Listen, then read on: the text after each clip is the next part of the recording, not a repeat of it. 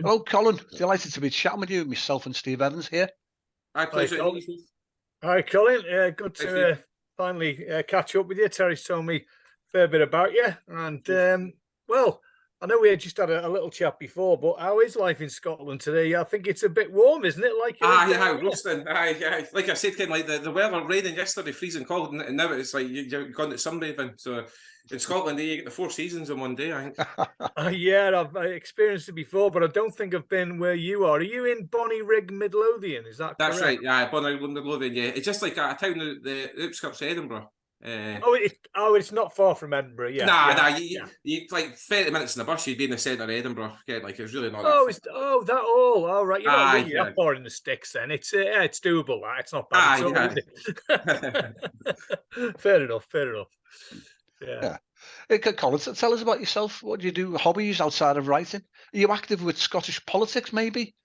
Well, I do have an interest in Scottish politics. I'm an SNP supporter. Like, I do want independence for Scotland, but that's more to do with I'm sick of Westminster. It's more like to do with the Tories, to be honest. But I wouldn't say I'm actively involved in politics, but I do I like writing stuff in politics. So obviously I wrote the book, but I write non-fiction as well, like articles.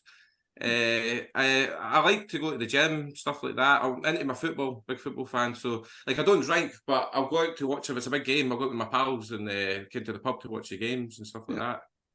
But I recently wrote an article for the national newspaper in Scotland about the cost of living crisis.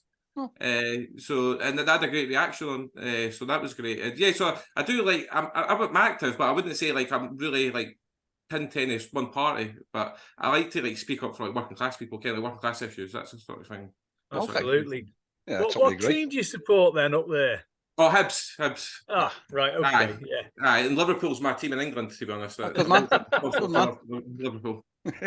So moving on your Amazon page profile, it says you were nominated for Media Person of the Year in 2020, Scots Writer of the Year in 2021 at the Scottish Scots Language Awards. I mean, they're great achievements themselves. Thanks. Yeah, you've openly admitted you've struggled with dyslexia and autism. And how have you overcome those hurdles to get where you are?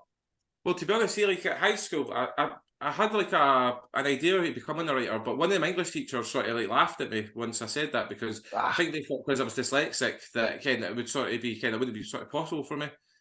So that sort of put me off. But I used that as a sort of inspiration to sort of kick on, because even being autistic and dyslexic, I don't like the idea of somebody putting limitations on what I can do. So somebody says I can't write a book, I try and, but that's what I wanted to try and do. And I had a similar experience at college. One of my tutors pulled me in, and it was like the lead up to the final of the course, and they were like, "Oh, you're not going to university," because they were basically saying you're not good enough to go. So, but I did go to university. I'd done really well at university. I got a really good degree. So, and I had really supportive parents. My parents really pushed me on.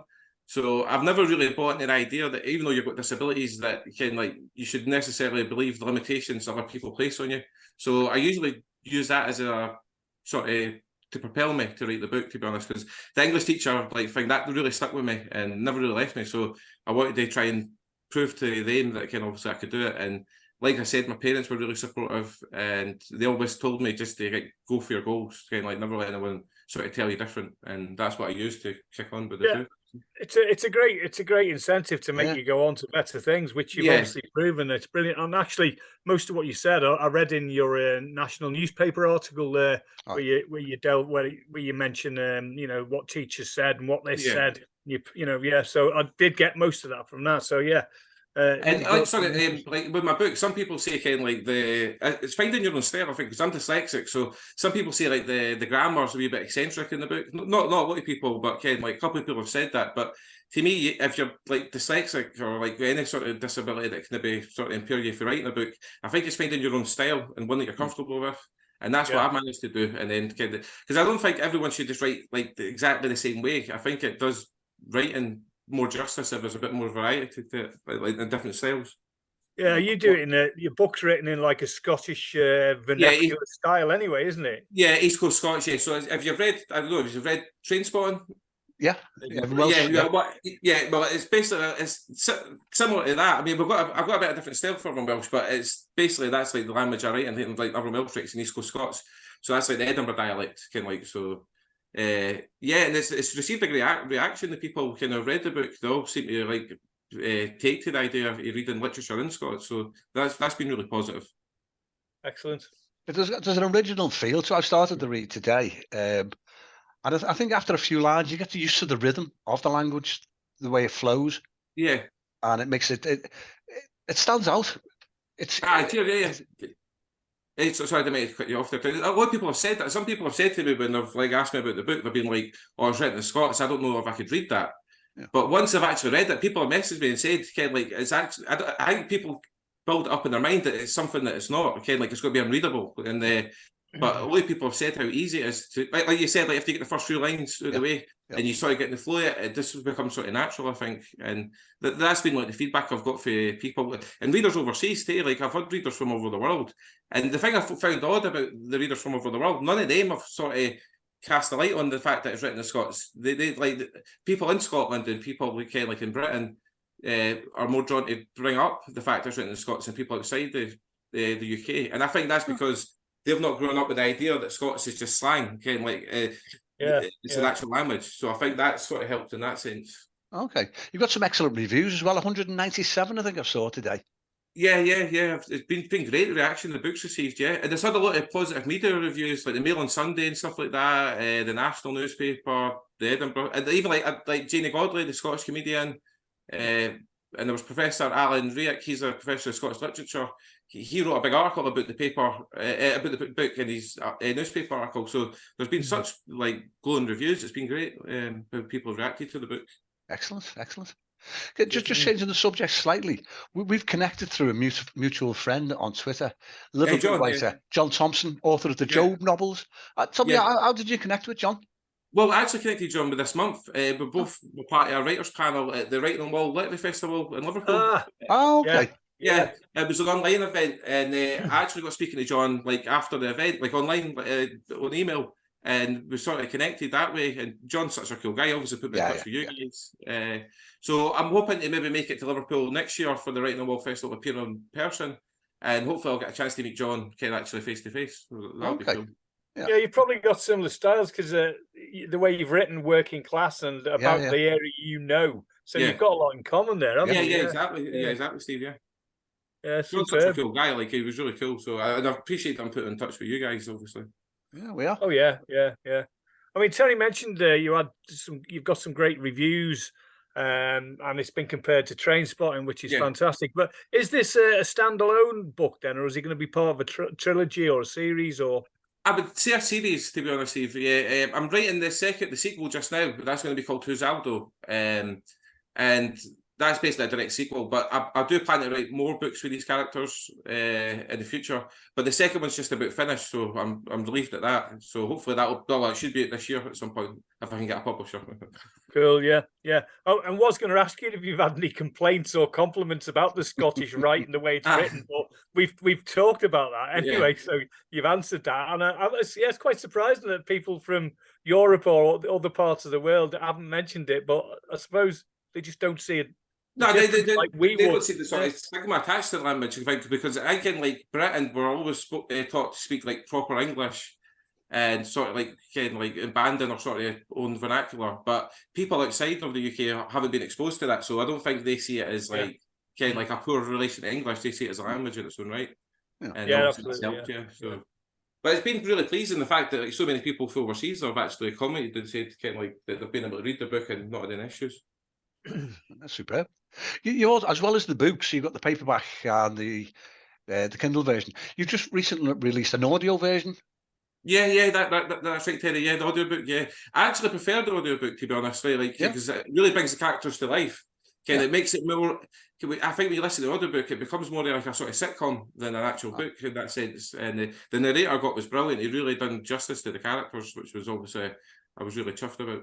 Is he an actor, Colin, the narrator? Yeah, he's an actor. Yeah, he's a professional actor. Well, like I mentioned, Terry, before we started, that my brother's like a playwright and he's a screenwriter. And he put me in touch with actor Patrick Wallace, and he was brilliant. He was absolutely. I was so chuffed with the way the audiobook turned out, and it really came across well. And even the audiobook's proven quite popular as well. To be honest, a lot of people have been commenting it and like obviously buying it, so that's been great as well. Yeah, you mentioned that it reads sort of, or sounds rather like a sitcom. Have you maybe written, and with your brother being a playwright as well, have you written a script of the book? No, I haven't actually had a go at writing a script in it. I had like a really good conversation with a TV production company just before Christmas. Wow. It sort of fell at the wayside, but because we're not having an agent, a lot of production companies will not look at the book. But I managed to get one because they seen the reviews for it, so they said, "Well, we'll have a look at it." And then I had a meeting with them, and they absolutely loved the book. And they were like, saying a lot of people like, kind of reminds them of Trainspotting. Yeah. And their idea was that they were going to pitch it to the BBC as like a sort of Guy Ritchie sitcom, like a comedy. Yeah. But the lady that I was dealing with, she left the company, and so it fell by the wayside. And I asked them if they'd have a look at it, but they said it was really hard idea to take the book forward. So when she left, they sort of just dropped it. But it showed me though, because they said that this is exactly what TV commissioners are looking for. Yeah. Because they said it's a comedy and it's set in a distinct location, which is obviously like Edinburgh. Yeah. So it shows me that the book's got merit in terms of being adapted, but obviously, but not having an agent, your hands are quite tied in terms of like who you can approach. Yeah, true. I think as well as that, the fact that the book's got legs, you're writing a sequel, you're writing a series of books, that gives it more scope for a film company to take over. Yeah. That's what I'm hoping when the second book comes out, it might draw more attention to the first book. Yeah. And obviously like the second book, and maybe someone will, because everyone that reads the book says it should be adapted, and obviously that's easier said than done, but it does. I think it would make a really good sitcom. I think if it was adapted and done right, because the people have responded so well to the comedy in the book. Everyone comments how funny the book is, which has been great. Because I always worry when I write comedy, you're always worried that folk are going to laugh. But it's been great that folk have responded so well to the comedy in it. Yeah. I mean, you've been privileged enough to manage to find yourself a traditional publisher, haven't you? In Pierpoint Press, isn't it?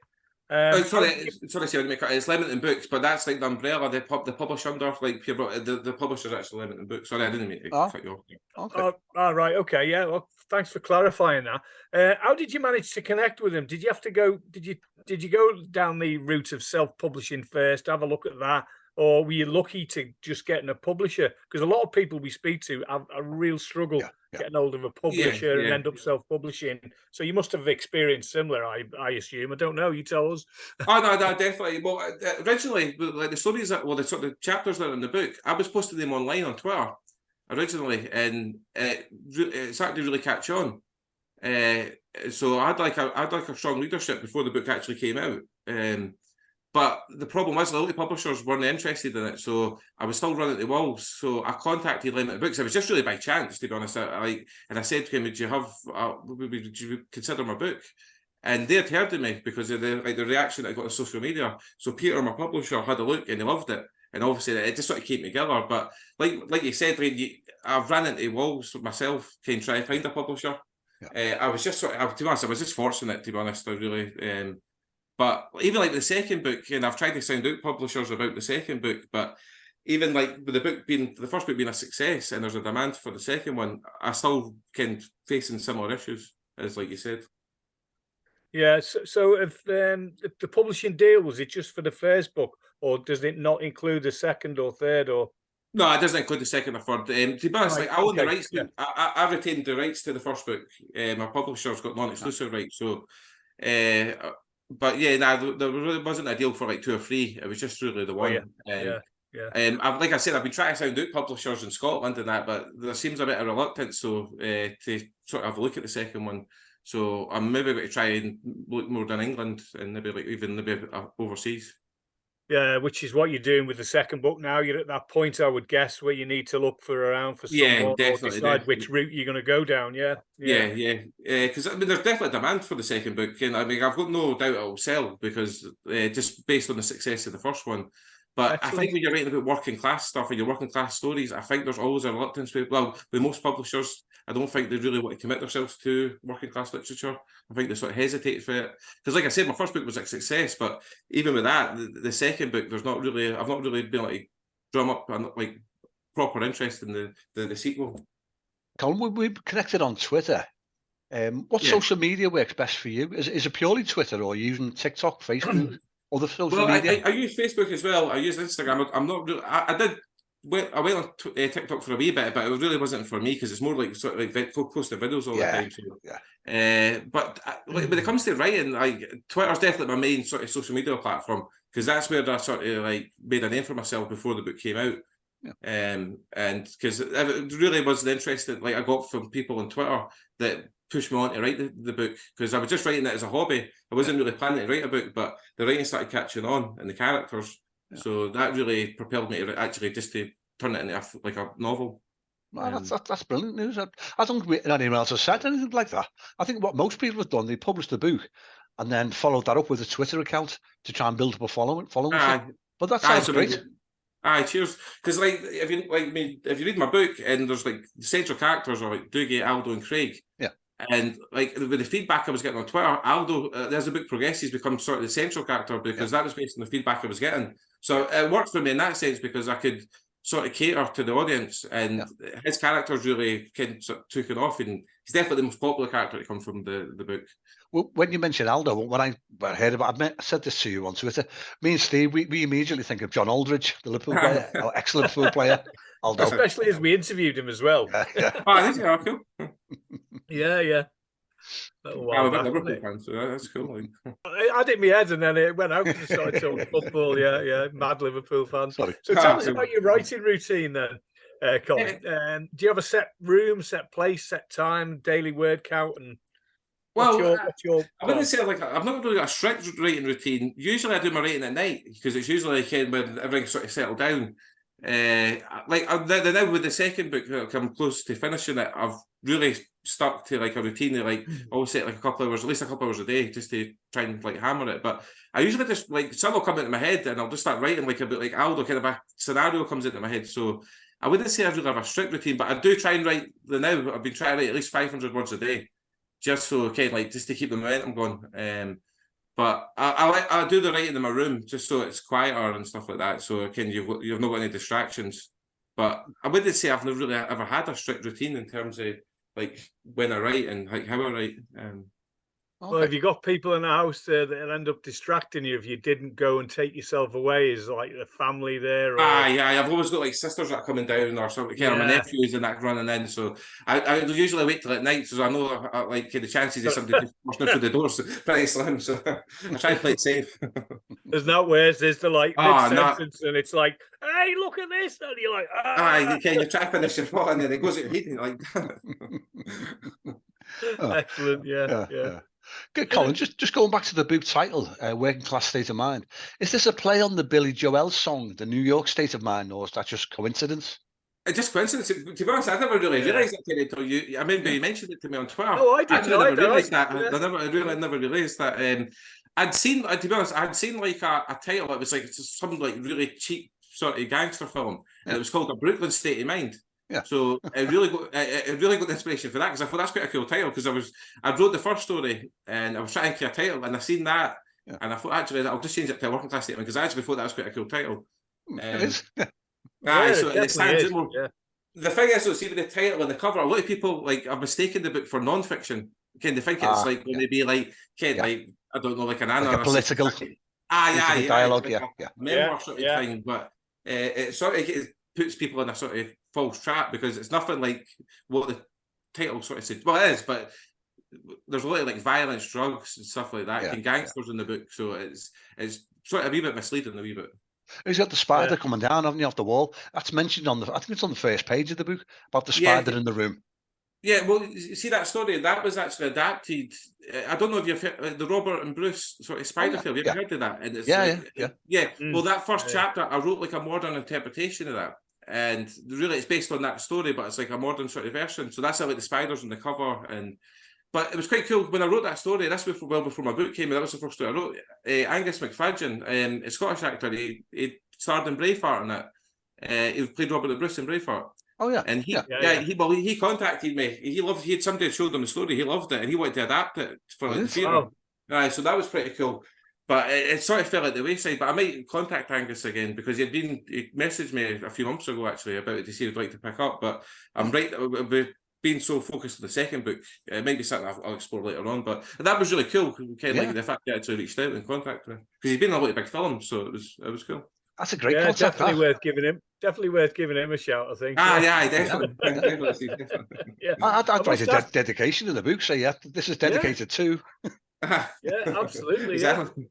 So that was to be honest, that showed me because that was just the one story, and that showed me that potentially the book could be adapted, like the stories. Because if somebody like with that sort of film experience says that, you would think it's got something to it. Yeah, definitely. Yeah. I must ask you while I'm thinking on now, and it's keep bothering me behind you. Are you a big Ali fan? Are you? Definitely. Yeah, massive Ali fan. Yeah, massively. I'm into my boxing. Like I don't box myself, but I'm really into my boxing. Yeah, definitely. I love what me and my brothers have always been into boxing, kind of like watching it and stuff like that. And I was just saying to Terry before that my brother Michael, he's a playwright and a screenwriter, and he's recently wrote a short film. It's brilliant. It's about women's boxing and the gang culture in Edinburgh. My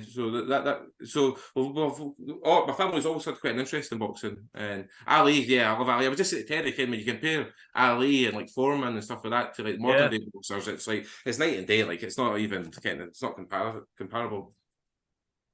Yeah, it's a great poster, that, isn't it? I mean, I haven't seen that one for a while. I did not see it. Yeah. Cheers. Yeah, cool. Yeah. What's the date on that? I can't see the date, and has he got a date on that particular event, or was it just a? No, it just says doors open at 3 p.m. I don't think it actually has a. Oh right, yes, it doesn't have dates. Cool. Colin, just going off on a tangent. Are you a big reader yourself? If so, do you have any of your favourite authors? We've mentioned Evan Welsh. Yeah. I'm really not a big reader, if I'm being honest. Because we've been dyslexic, it's quite challenging. Like at university, I read because I had to read really because of the course. Like that was more like sort of non-fiction, but I'm not a massive reader. Like I admire a lot of writers. Like my pal Eli Percy, she's a Scottish writer. I'm a big fan of her.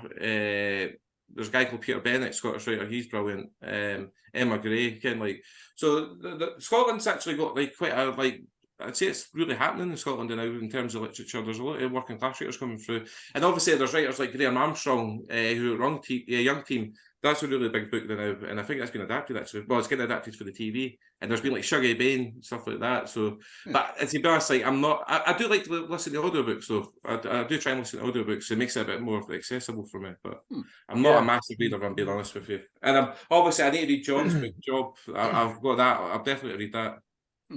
Yeah. You talk about in the national newspaper article you did, whichever paper it was, I can't remember now. You're right, Steve, national here. Oh, so right, okay, yeah. You're right. You mentioned in there about the 2014 referendum and how that brought a resurgence in publishing for more young people, potentially engaging more people. How did that work out? Do you think how did that make it more?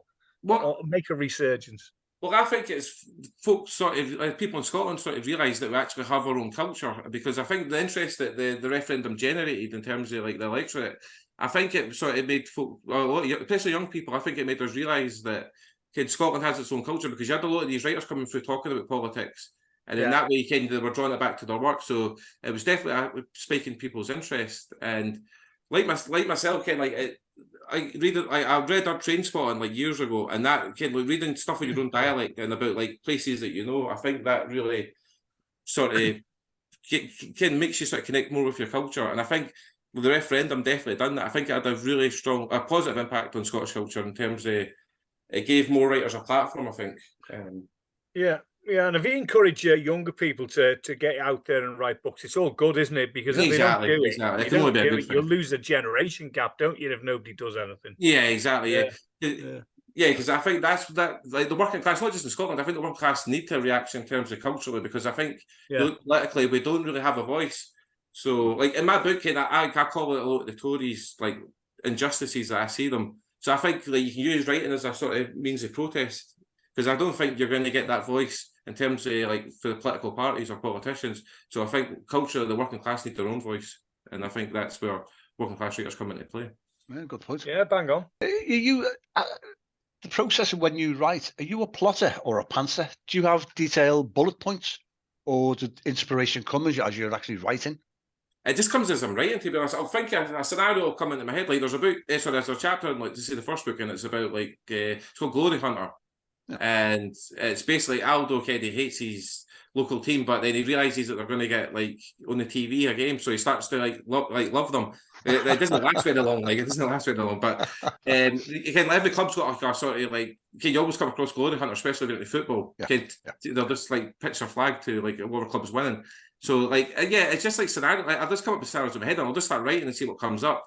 But I don't plan anything out. Like I'll just come up with a basic, like a simple idea, and then I'll just write as I go, and then just see how it comes across, and hopefully it'll just come together. Like, but I don't I don't really plan my stories out. I just sort of write as it comes. Okay. Finally, for me, what advice would you give then to a new aspiring writer who's going to write a book for the first time, and he came to you and asked, "What do I do? How do I do it? What's the best way?" I would say post join Twitter, because I think Twitter's definitely the best sort of platform in terms of writing. Yeah, definitely. Yeah, so even you'd have to put I was posting basically full chapters kind of at a time, but even just snippets of your work, and then because then you can build up organically, you can build up a readership through that, and that's what I've done. And always I'll contact anyone, famous writers, anyone, just to see if they'll maybe have a look at my work. Sometimes it'll not come up, sometimes it does, but to me the answer is always no if you don't ask. So don't be afraid to approach people, all writers, and ask for advice, and even just ask them if you can have a look at your work. But I would definitely, if I was a writer starting off now, I would definitely focus on Twitter, just posting wee snippets of your work, just to give folk a flavour of it, and then that you can build up a readership organically through that. And obviously that's what I've done, because that gave my book a strong basis for when it came out, because even the pre-orders, we managed to shift a lot of copies just with that, because people were familiar with my work. So I think utilising social media is definitely the way to go for working class writers, especially because I don't think working class people are really affording a space in the publishing scene. So I think you have to create your own, and I think that's definitely where social media can come into play. So that would be my main advice to any writer, any aspiring writer. Okay, so that makes sense. Sorry, I don't know. No, that's brilliant advice. I'm not sure. I was just. It's just good to get a varied opinion from everyone you speak to about that, and everyone. Well, there's a lot of things that are the same. People say the same, but every now and again we'll get something completely new that we haven't heard before. That's what you want to find out, because it's always interesting. Yeah, definitely. Excellent. Colin, looks like time's caught up with us, but it's actually flown by as it does when we're having a great chat. But really appreciate your time. No worries. Great to meet you both. Let's keep in touch as we have been on Twitter. Definitely, Terry. Definitely. Yeah, definitely. Yeah. Really enjoyed the chat. Yeah, it's been like going down the pub, hasn't it? Having a chat this. It's been quite relaxed, exactly. It's been class. Good. Excellent. Yeah, but for now, Colin, enjoy the rest of the weekend and take care, mate.